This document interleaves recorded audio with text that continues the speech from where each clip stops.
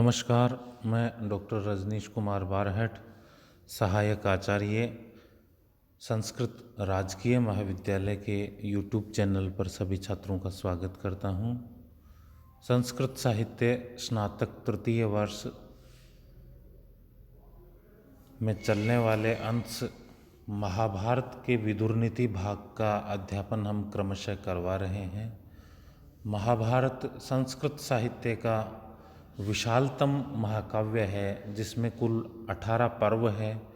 उन 18 पर्वों में जो उद्योग पर्व के 34वें 35वें अध्याय है वो विदुर नीति नाम से प्रख्यात है। विदुर नीति में धर्म एवं शास्त्रों को जानने वाले महात्मा विदुर जी द्वारा धृतराष्ट्र को एक मानवीय और नैतिक उपदेश दिया जाता है। वह भाग महाभारत में विदुर नीति कहलाता है। उसी विदुर नीति के श्लोकों का अध्यापन हम क्रमशः करवा रहे हैं। 34वें अध्याय के श्लोक संख्या 46 तक का अध्यापन हमने करवा लिया था।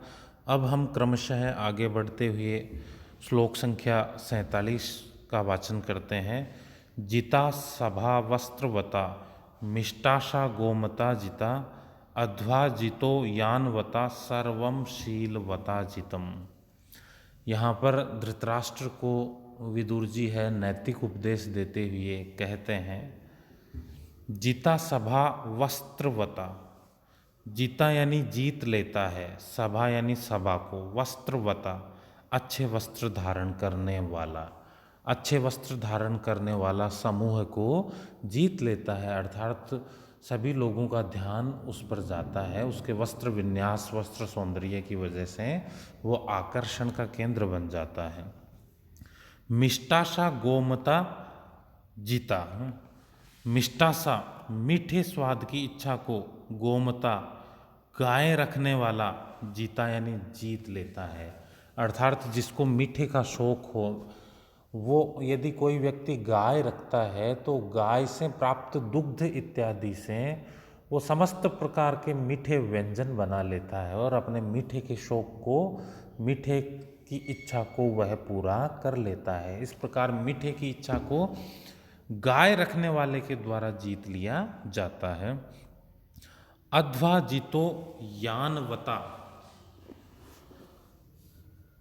अध्वा जितो यानवता, मार्ग को जीता है यानी जीत लिया जाता है। यानवता यानी जिसके पास कोई यान यानी वाहन हो, जिसके पास कोई सवारी हो है, वह मार्ग को जीत लेता है। अर्थात वाहन वाला व्यक्ति लंबे मार्ग को भी जीत लेता है। सर्वम शीलवता जीता। लेकिन जो शीलवान है, चरित्रवान है, वो तो सभी वस्तुओं को जीत लेता है। इस प्रकार चरित्र है वो मानव जीवन में सर्वाधिक महत्वपूर्ण है। एक बार पुनः सभा को सुंदर वस्त्रों से जीत लिया जाता है। मिष्टान खाने की इच्छा को गाय रखने से जीत लिया जाता है और मार्ग को वाहनों से जीत लिया जाता है और शील अथवा चरित्र से सभी चीज़ों को जीत लिया जाता है। तो जो शीलवान है उसने सभी विषय भोगों पर विजय प्राप्त कर ली है। यहाँ पर अनुष्टुप छंद है और शील गुण की महिमा का मंडन किया गया है। शीलम परम भूषणम, ऐसा हम अन्यत्र भी पढ़ते हैं। आगे 48वां श्लोक है, वह भी शील से संबंधित है। वाचन है, शीलम प्रधानम पुरुषे तद यस्य है प्रणश्यति न तस्य जीवितेन नार्थो न धनेन न बंधुवी। शीलम प्रधानम पुरुषे, अच्छा आचरण, सदाचरण, शील आचरण ही प्रधानम यानी सबसे मुख्य पुरुषे मनुष्य में होता है। तद यस्य इह प्रणश्यति, और तद यानी वह शील, यस्य जिसका, इह यानी इस लोक में, प्रणश्यति यानी नष्ट हो जाता है। अर्थात जिस मनुष्य का यह शील जो नामक प्रधान गुण है वह नष्ट हो जाता है। न तस्य जीवितेन अर्थो, उसके जीवित रहने का कोई प्रयोजन, कोई अर्थ नहीं है, कोई मीनिंग नहीं है। न नहीं, तस्य यानी उसके, जीवितेन जीवित रहने का अर्थ यानी प्रयोजन, अर्थात उसके जीवित रहने का कोई प्रयोजन नहीं है, न धनेन न बंधु भी, न ही उसके लिए कोई धन का प्रयोजन है, न ही भाई बंधुओं का प्रयोजन है। तो इस प्रकार जो शील गुण है, चरित्र है, वही पुरुष में सर्वाधिक प्रधान गुण है। और यदि किसी का वह चरित्र नष्ट हो जाता है तो उसके जीवित रहने का कोई प्रयोजन नहीं है। यदि वह धनवान है तो भी उसका कोई प्रयोजन नहीं है, और भाई बंधुओं वाला है तो भी कोई प्रयोजन नहीं है। इस प्रकार चरित्र ही मानव जीवन का सर्वाधिक श्रेष्ठ और प्रधान गुण है। यहाँ पर भी अनुष्टुप छंद है और सदाचार अथवा शील गुण की महत्ता का वर्णन किया गया है। आगे 49वां श्लोक है, वाचन है। आड्यानां मास परमं मध्यानां गोरसोत्तरम तेलोत्तरम दरिद्राणां भोजनम भरतर्षभः। आड्यानां मांस परमम, आड्या नाम यानी धनवानों के, मांस परमम मांस की प्रधानता, मध्यमानाम गोरसोत्तरम मध्यम वर्ग के लोगों के लिए, गोरसोत्तरम गाय से उत्पन्न दूध दही इत्यादि की, तेलोत्तरम दरिद्राणाम और जो दरिद्र है निर्धन है उनके तेल से युक्त, भोजनम भरतर्षभ है, भोजन का प्रावधान, भोजन की उपलब्धता है। भरतर्षभ हे भरतवंशियों में श्रेष्ठ।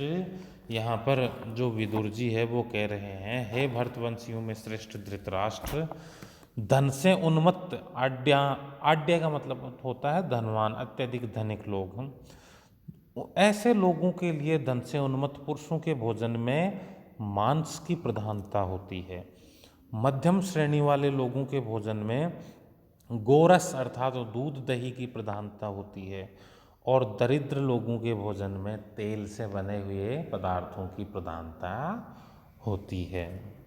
यहाँ भी अनुष्टुप छंद है। लोक व्यवहार में जो देखने को मिलता है ऐसा वर्णन विदुर जी ने किया है, और उनकी जो खाद्य व्यवस्था है उस पर प्रकाश डाला है। आगे 50वां श्लोक है। संपन्नतरम एवान्नम दरिद्रा भुंजते सदा, क्षुत स्वादुताम जनयति सा चाड्येषु सुदुर्लभा।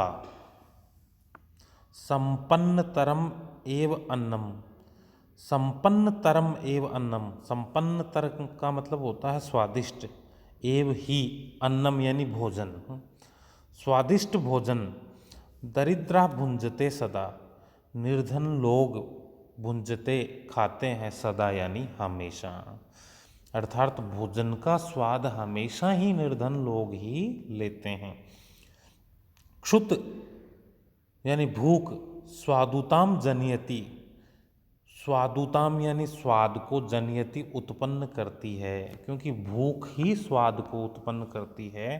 सा च आड्येषु दुर्लभा, और वह भूख आड्येषु धनवानों में, सुदुर्लभा बहुत कठिनाई से प्राप्त होती है, अर्थात उनका शरीर इस प्रकार का होता है कि उनको कितनी ही अच्छी चीज़ खिला दो उसमें उनको वो स्वाद नहीं आता जो एक भूखे गरीब को आता है। तो इस प्रकार विदुर जी कह रहे हैं कि भोजन का रस जो है, स्वाद है, वो वास्तविक अर्थ में गरीब ही प्राप्त करता है, क्योंकि वो भूख से पीड़ित रहता है, और भूखे व्यक्ति को कुछ भी मिलता है उसके लिए उस वस्तु का स्वाद बहुगुणित हो जाता है। इस प्रकार जो भोजन का वास्तविक स्वाद है वो दरिद्र या गरीब लोग ही लेते हैं, धनवानों को तो भूख ही नहीं लगती।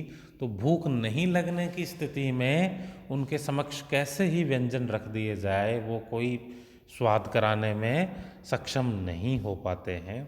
इस प्रकार जो स्वाद में भूख के महत्व का प्रतिपादन यहाँ विदुर जी ने किया है। यहाँ भी अनुष्टुप छंद है।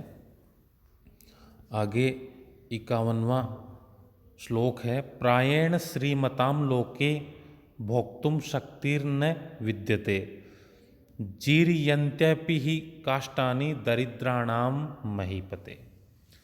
प्रायेण, प्रायः श्रीमताम लोके, श्रीमता, श्री यानी लक्ष्मी, मत यानी वाले, लक्ष्मी वाले अर्थात धनवान लोगों में, लोके यानी संसार में, भोक्तुम शक्तिर्न विद्यते, भोगने की, भोजन करने की शक्तिर्न विद्यते, शक्ति नहीं होती है।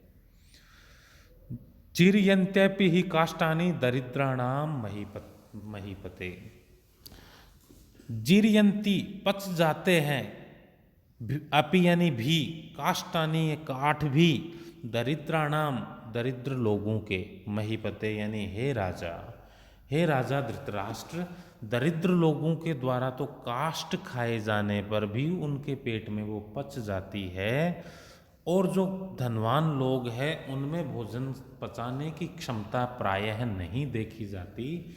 इसलिए वास्तविक अर्थ में जो भोजन है उसको पचाने के लिए, उसके लिए जो परिश्रम, जो क्षुधा है वो होनी चाहिए, वो प्रायः धनवान लोग हैं उनमें नहीं देखी जाती है। गरीब लोग तो काठ को भी पचा लेते हैं। धनवानों के पास यद्यपि धन कितना ही हो, लेकिन उनको जो भूख लगनी चाहिए, जो उनको पचाने की क्षमता होनी चाहिए, वो प्रायः उनमें नहीं पाई जाती है। यहाँ भी महाराज विदुर ने धृतराष्ट्र को जो भोजन से संबंधित जो गरीब और अमीरों की स्थिति है उसके विषय में बताया है। और तात्पर्य अर्थ ये है कि यद्यपि अमीर के पास सारे वैभव, धन संपत्ति, व्यंजन इत्यादि उपलब्ध हो सकते हैं, लेकिन जो ईश्वर ने क्षुधा, भूख और भोजन पचाने की क्षमताएं प्रदान की है वो पैसे से नहीं खरीदी जाती। वो तो उसकी अपेक्षा एक गरीब निर्धन व्यक्ति, भूखे व्यक्ति में ज़्यादा पाई जाती है। इस प्रकार का मंतव्य विदुर जी का है। यहाँ पर भी अनुष्टुप ही छंद का प्रयोग हुआ है। तो इस प्रकार इन पठित श्लोकों में विदुर जी ने गरीब और अमीर व्यक्तियों की स्थितियों का वर्णन करते हुए उनके भोजनों के प्रकार, उनकी भूख लगने, पाचन क्षमता इत्यादि का वर्णन है, वो लोकाचरण का वर्णन है, वो महाराज धृतराष्ट्र के समक्ष किया है। छात्र इनको व्याख्या अथवा जो छोटे प्रश्न हैं उनके दृष्टिकोण से सुदृढ़ करेंगे। धन्यवाद। जय हिंद, जय भारत।